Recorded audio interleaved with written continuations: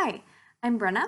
I'm going to model how to do story mapping for elementary students and a more simple model like this, and for middle school students, and the little pyramid that a lot of us might be familiar with already. So a story map is basically a graphic organizer that we can give our students and that helps them to organize the plot elements like a character, setting, problem, solution. And it helps those lower elementary students, especially, to just start grasping those concepts, what those mean. And as the students go into middle school, upper elementary, it's important for us to also emphasize that we're not just giving you a worksheet to fill out. We're not just giving you a worksheet to fill out. We give this to you for a purpose because it helps us to recognize cause and effect relationships. Helps us to recognize that every fiction piece has a similar structure, that this is the structure that the author uses when they're writing their fiction pieces, and that all these events have a predictable relationship. And so it's kind of fun too to actually fill this out when you're kind of in the middle of your reading, especially right after you hit the climax and you haven't really finished the book yet. You're not able to fill in these with your students. It's actually fun to start filling it out too during reading at that point, because students can start to predict what the falling actions in the resolution might be, because they know that, well, the story must have some kind of resolution. And so it can be a fun activity too for students to use these relationships to predict what they think might happen.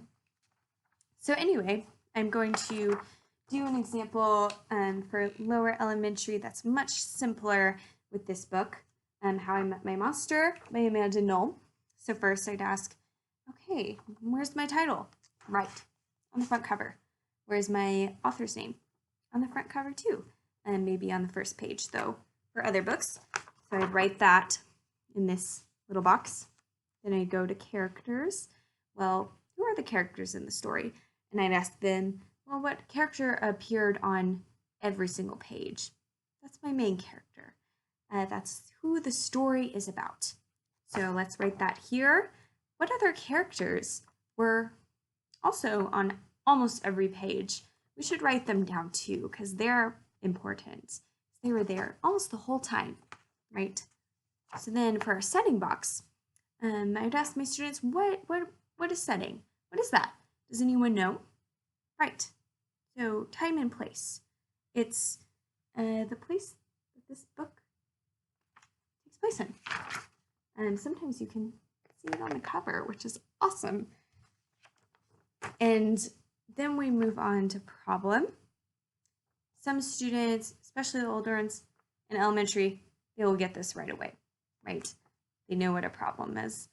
But the lower elementary, the ones that you're just introducing this concept to, I think I'd first ask them, well, what were these characters doing in the story? What were they trying to accomplish that whole time? Right, they were trying to pass the test, the monster test. This book is about monsters. Anyway, they were trying to pass a test to scare this little boy. That's what they were doing the whole time. So for this box, the way they were trying to solve the problem, we might want to fill this one out first, because we can see that the whole time they were trying to find ways to be scary. So why were they trying to do that? I'd ask my students. Well, the problem was that they were trying to pass their monster test and scare this boy so that they would pass. So that gets us right to our problem. And then lastly, solution.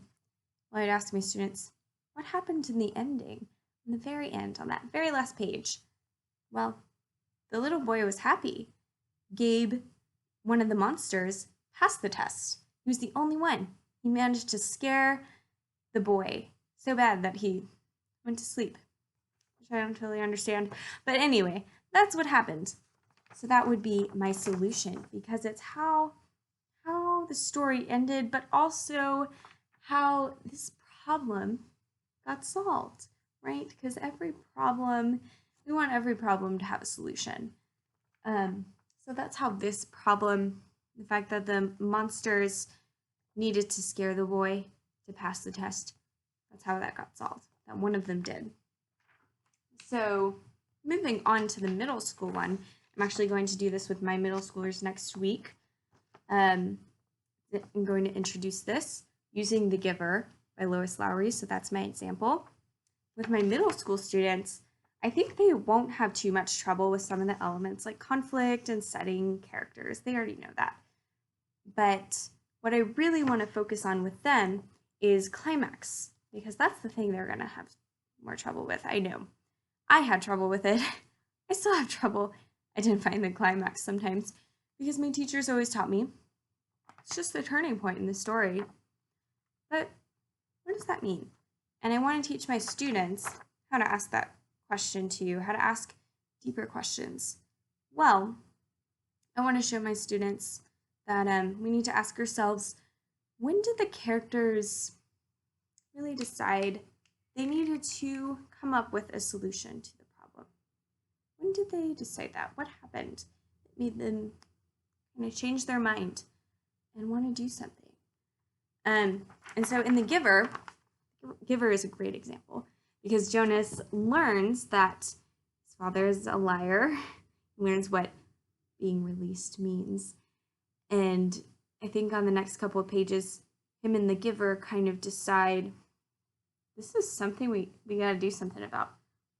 And they start to form a plan. So that's the turning point in this story. And that would be the first thing that I try to identify before rising actions and falling actions, at least until students get this down really well.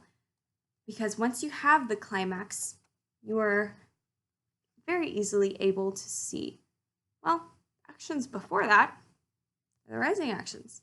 Actions after that are the falling actions. And then I would describe rising actions are where complications arise, and they build up suspense to that climax. In the story, Jonas becomes dissatisfied with his community and realizes it's not perfect, leading up to here, his anger. And then falling actions, basically, just the actions after the climax. They lead right into that last couple of pages where you have the resolution, which is really that final part where somehow the conflict is resolved. Anyway, that is how to story map.